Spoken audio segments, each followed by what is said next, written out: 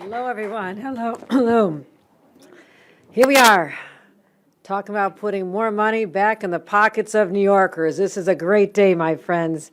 You know, we've been talking about affordability all summer long, and I want to thank the leaders and the members of the legislature for being phenomenal partners in our desire to just lift the burden from hardworking New Yorkers in any way we can. So I'm grateful for the presence of our leader, Andrea Stewart-Cousins. Thank you for your friendship, your partnership, and being a real driver of these conversations with the members of the Senate as we go forward. Also, I want to acknowledge Carl Heastie, our speaker, who was so adamant that we find the resources to put this money back that we're talking about today back in people's pockets as well. I want to thank him for everything he has done. And I'm sorry he couldn't be here today, but he certainly sends his best. And also all the legislators who've been recognized here today. I take nothing for granted in this business. Your partnership, your willingness to roll up your sleeves and get the job done is something I'm so grateful for. So as I said, we've been talking about affordability. Started off the summer with $200 million in food assistance for 1.5 million children. Then we distributed $350 million in child tax credits to over 1 million families. And then we worked together to cap the cost of child care, something I've spoken a lot about because this was personal to me when we could not find child care that was affordable when I was starting out in my career. We capped it for families earning less than $108,000 to $15 a week. That's money back in their pockets. So we've worked together, worked really hard to get all this back in people's pockets. And some other good news, inflation is finally going down. When we were doing our budget, it was still up there and unpredictable, but it's finally plummeted down from its 40-year high down to pre-pandemic levels. And even gasoline has dropped to $2 a gallon. We didn't think we were going to see this for a long time. So, but you know what?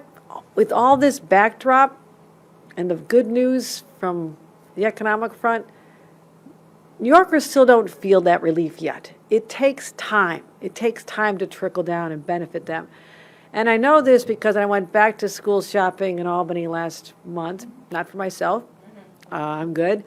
But Melissa Anderson was a young woman, a single mom, who was so grateful to the checks that we gave her just in time for that back-to-school shopping, when shopping with her twin sons. And to watch these kids, it was actually heartbreaking because they knew that they couldn't grab the $89 backpack. They immediately gravitated to the $39 one because they knew that there would be too much for their mom. Already at age 12, they knew they could not get that extravagant backpack. And we went shopping. We bought pens and paper and notebooks and the water bottles they picked out and the lunch pails. And we get to the checkout, and she was turning to me and says, I couldn't do this without the help from the state. That, my friends, is why we do what we do. It's those voices that feel that no one ever listens to them, yet we do. We do. And it's so hard to make ends meet. And we're always working to find ways to just money back in people's pockets.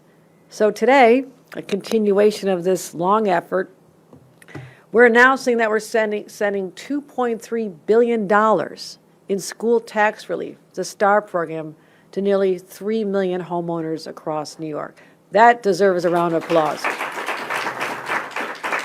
Now, 2/3 of the recipients already have their checks, which is great because we wanted that in time for school. And there's a couple districts that are still looking to get them because of their timetable with their own school districts and their own finances. But this program has been around a long time, no doubt about it, but we keep ensuring that it gets bigger and bigger every year. And also for seniors on a fixed income. My gosh, life is hard. The cost of the copays every time they turn around, they're at a doctor's office, the cost of prescription drugs, maybe they want to get a little gift for the grandkids once in a while. Receiving the enhanced STAR and putting $1,000 back in their pockets, this makes a world of difference and helps our seniors actually enjoy their retirement just a little bit more instead of being there late at night worrying about how to pay the bills. So it goes a real long way. The groceries, I go shopping in the city, I'm stunned at the cost of toothpaste and bananas. I walk to them, no deliveries for me. Or even just if you have a car payments and the insurance and everything else. So here's the other thing. Since the beginning, the checks would show up in the mail, right? Now, sometimes people move and you're not always there, and sometimes mail gets stolen, a little bit of unreliability. We have technology finally catching up with this program. Even seniors do online banking, right? I'm a senior, I do online banking. I can speak for seniors. So we want to meet taxpayers where they are. We wanted to make sure that the people who deserve this relief get it immediately. And so we have made sure that we have a digital portal now. This is brand new, digital portal for the first time ever. They can get their STAR payments by direct deposit. Direct deposit, right there, right away.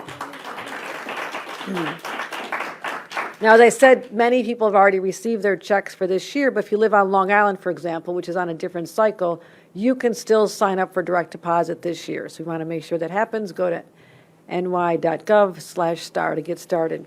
So everybody should do it for next year. It's available. Get that money as soon as you can. It's yours. And you can set it up a direct deposit to come day or night. So let me wrap up with this. Affordability will always be the top priority of my administration and your representatives in the legislature. We are aligned with this. No New Yorker should have to lie in bed at night and worry about these bills or make decisions, choices that they should not have to make between the groceries, the prescriptions, being late on a payment. It's just too hard sometimes.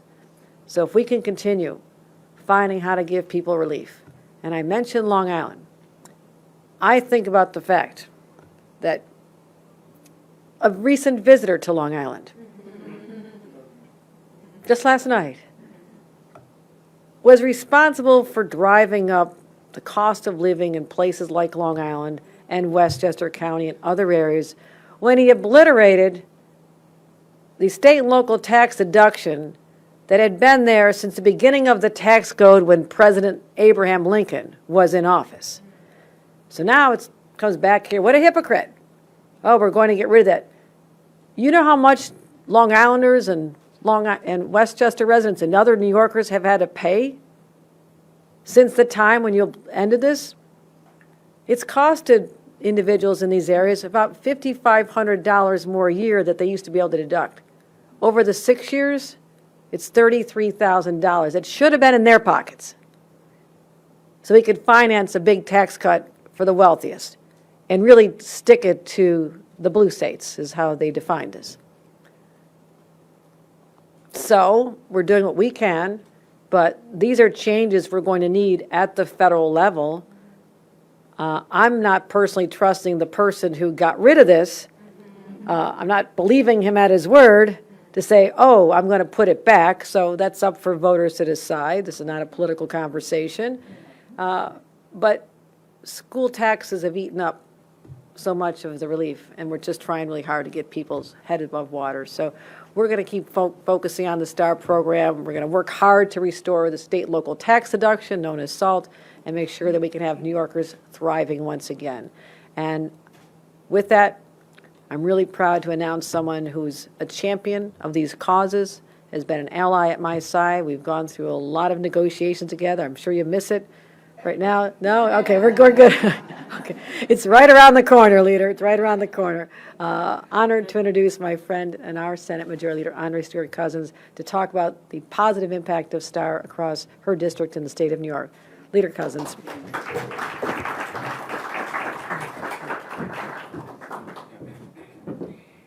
Thank you so much, Governor. No, I don't actually miss it because, we are constantly in communication, and it has been a real great partnership. We've been able to, fight a lot together, along with my counterpart, Assembly Speaker Carl Hastie, for these very things. It matters that people who represent the great people of New York understand what real people experience. And as the governor was saying, as she deals with her grandkids, I too have 4, 6 and under, childcare, daycare, so grateful for pre-K. And still, with their parents making a considerable amount, they still need help. And so when people are sitting around that table experiencing what everyday people are experiencing, the results are better. So I'm happy that we can talk about the amount of money that we continue to put back into people's pockets. In July, we were together, the governor, the speaker, myself, to tell people that they were getting a supplemental check for the Empire State Child Tax Credit. We had last year included children who, for some reason, were not included 0 to 4, so that added more money in people's pockets for children who were younger. And then, just this July, we were able to send a supplement so that, again, if you already received that tax credit, you didn't have to do anything except go to your mailbox. And now we're talking about making it even easier to access STAR payments. And I was talking to one of my staff members on the way down, and he's like, I said, yeah, I'm going to talk about STAR. And he says, oh, I just got my payment. I said, were you happy, thrilled? Because we understand that the cost of living is difficult. We're working on it. Things are coming down. I credit the Biden administration and, like the governor, laugh at someone who gave us this problem with our state and local taxes, saying, oh, I'm going to fix it. We know that that's unlikely, because actually I've been to the other states that are receiving our tax dollars, and those legislators are thrilled, thrilled, awash in our cash. So while we continue to work on getting federal partners, we in the state are committed to doing everything we can, whether it's making sure that somebody doesn't have to, go to their assessor's office to see what's happening with STAR, that it will meet you in your bank account if that's what you want. I have a lot of seniors in Westchester, and I know, the Assemblywoman will talk about Long Island as well as Assemblyman Lubin. But the reality is they're house rich, cash poor. So this additional, in some cases, $1,000 makes all the difference in the world. And I'm here because I want to make sure that people understand that both houses of the legislatures, and I see some of my senators here, I'm going to leave the Assemblywoman to announce her members, but I do want to recognize Senator Leroy Comrie. I want to recognize Senator Brad Hoylman. I want to make sure I don't get in any trouble with anybody else. But to a person, we are committed to do what we can to meet people where they are, and not only meet them where they are, but to lift them up. So with that being said, I'd like to introduce a wonderful, wonderful champion, Assemblywoman Mickey Salages. I was going to say Michael, but she says everybody calls me Mickey. Assemblywoman from the 22nd District. Assemblywoman, thank you.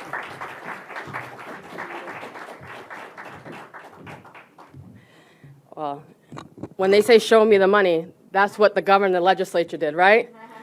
And so we are proud to say that we are investing into New York.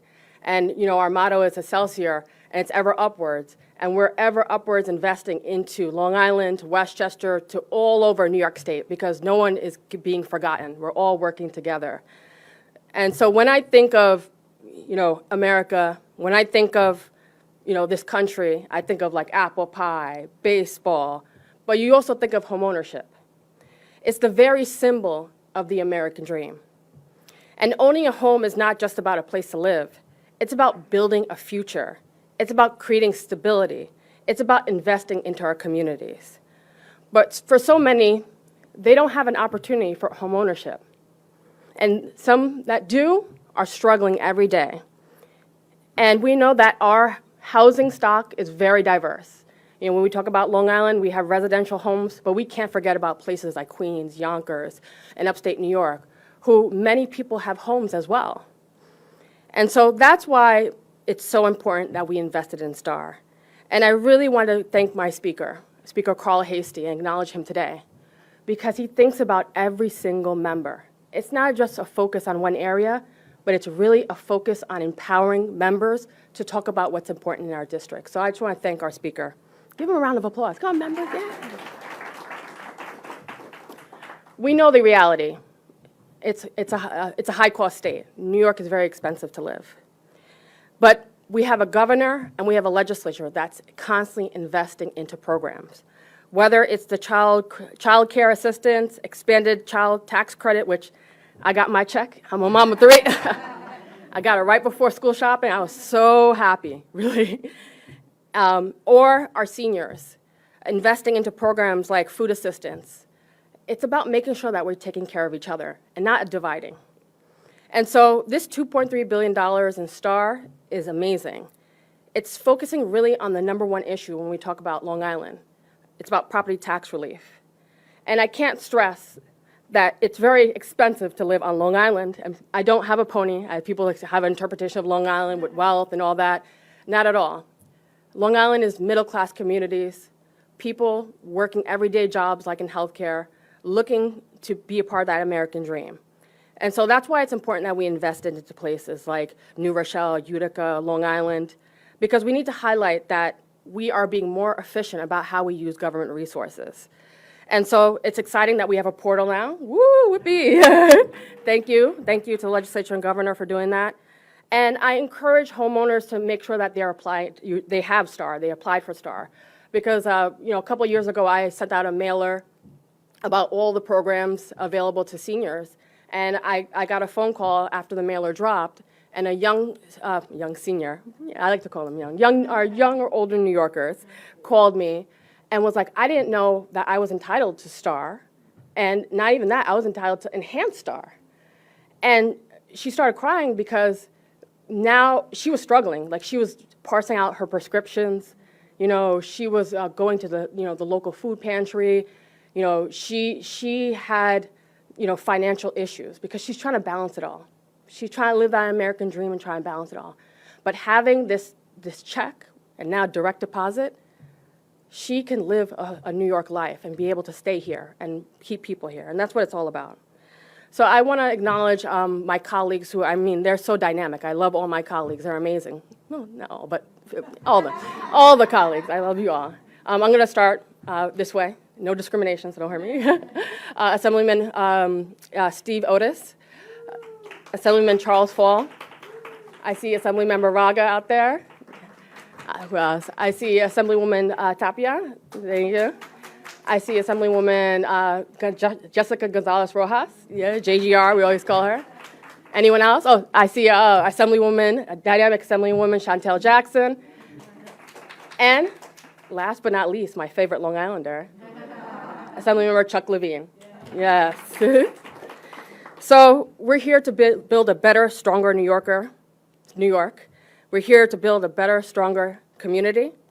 And it's just exciting that we're investing into homeowners. So thank you, Governor, and thank you to my colleagues in the legislature for doing that. So with that, I guess we're done. Am I introducing anyone? No? Thank you for joining us. I appreciate all the inquiries from the media and the public about my well-being after announcing I had the basal cell carcinoma removed from my face a little less than a week ago. Recovery is going well. A little bandage will be there for a while, but I could not be more pleased with the outcome. And the only thing my doctor cautioned is to not do anything to raise my blood pressure. So he has advised I don't take any off-topic questions today. We'll see how far that gets me. The sympathy I can just feel oozing out of this audience. Avi, take it away. Let's start with Andrew. Thank you very much. A question for you about the MTA. Some of the transit watchdogs are concerned that the MTA announced its $68.4 billion capital plan, and they've said, we can't even talk about this capital plan because the previous one, the one we're living in right now, has this $15 billion hole in it since the congestion pricing pause. So I wanted you to respond to that assertion that you can't talk about the next capital plan when the first one isn't finished. And also, your response to the MTA's ask. It's only about half of it is accounted for. So they're basically saying, and by the way, Governor, we need another $30 billion out of you. I've been in communication myself directly with Jana Lieber before this was announced.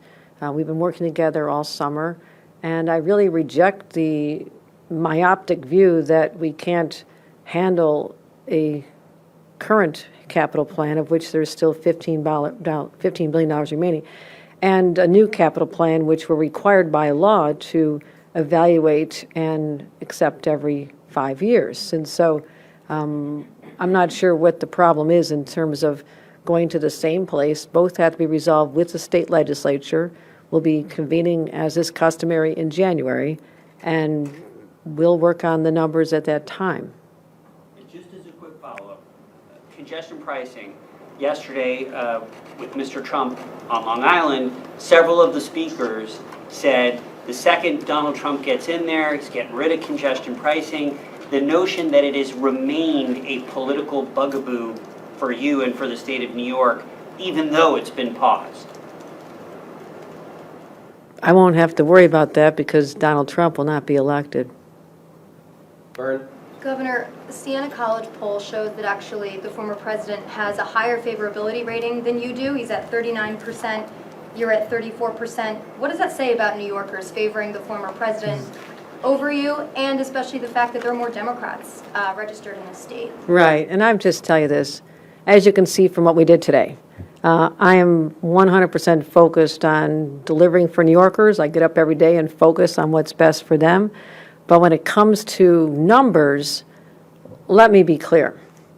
The only numbers I'm focused on right now are the numbers to make sure that we can ensure that Hakeem Jeffries is the next Speaker of the House of Representatives. So I'm looking at the number 7.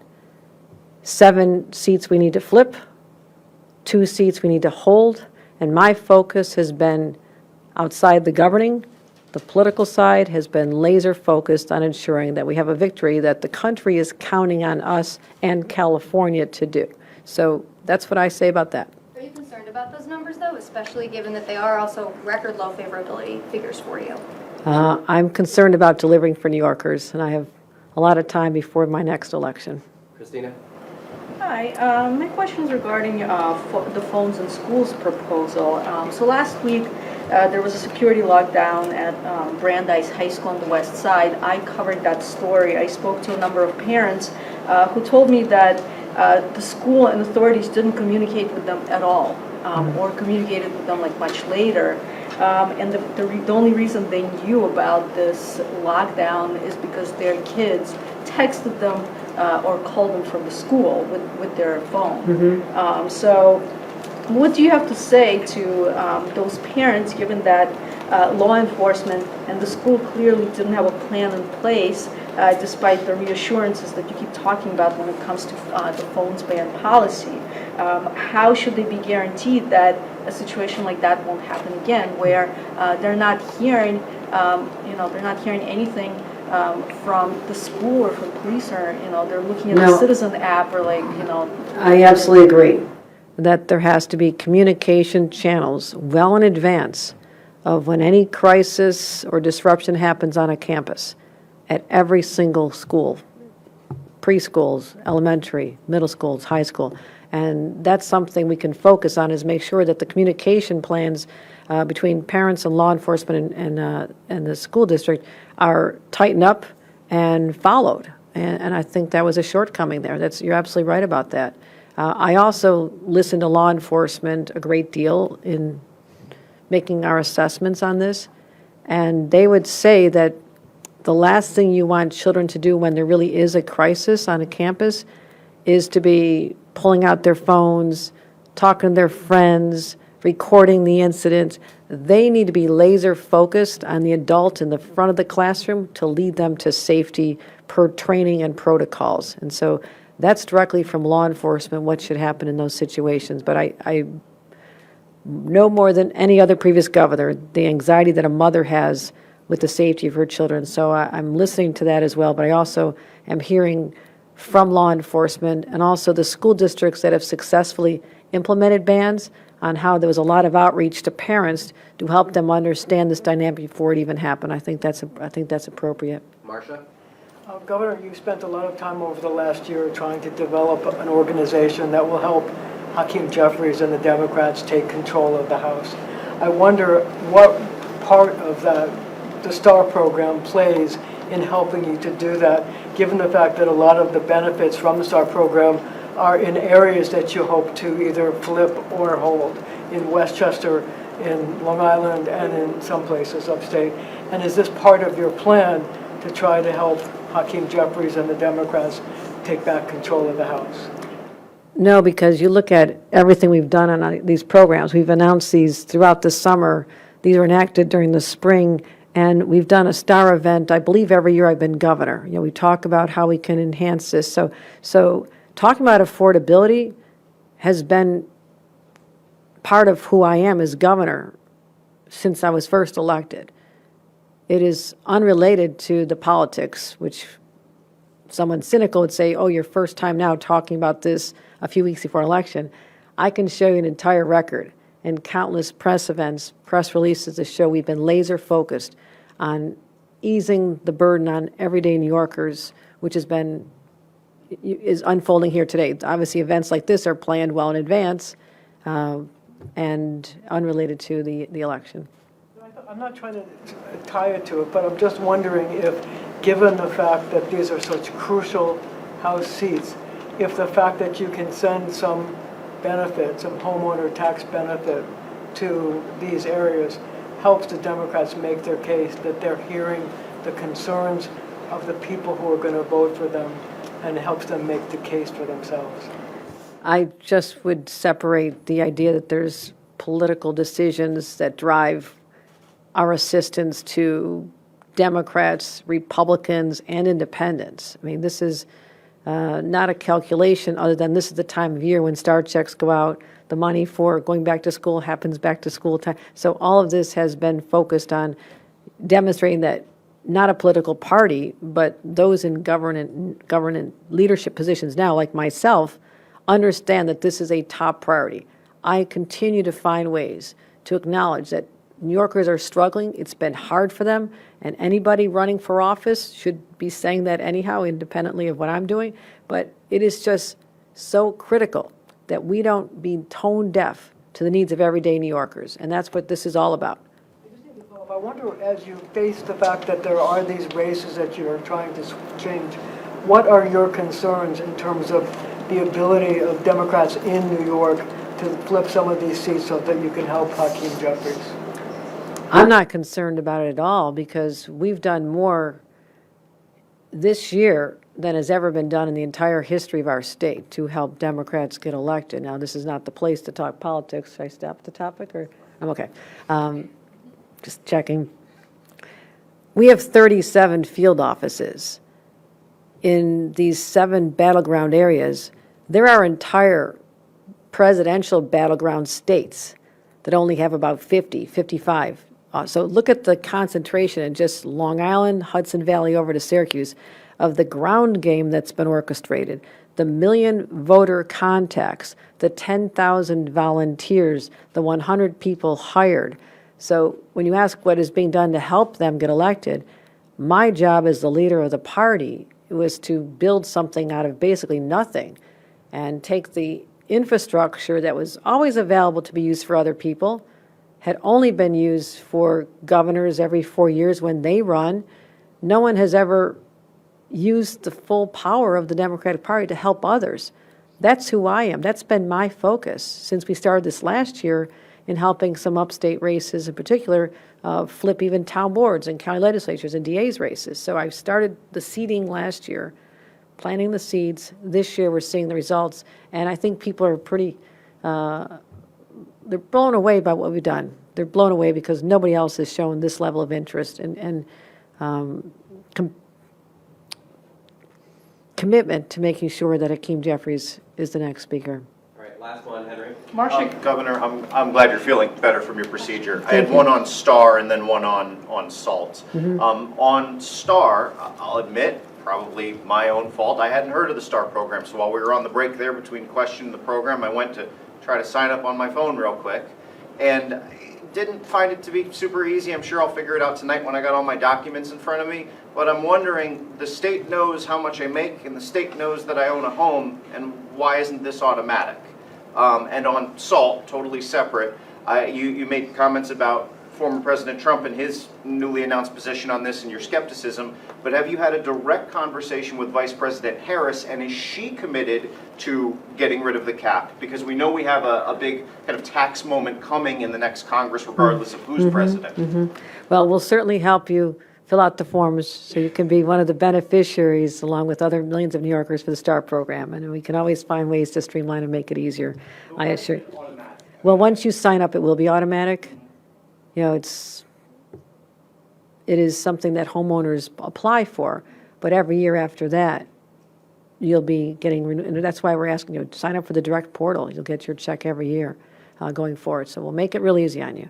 I've not yet had that conversation on this particular topic, but it's certainly when President Harris is elected and she has a Democratic House and a Democratic Senate, then we have all the players in place that need to be there to reverse this injustice that was perpetrated on the taxpayers, the hardworking property taxpayers of the state of New York, a lot of them concentrated Long Island and Hudson Valley and other areas.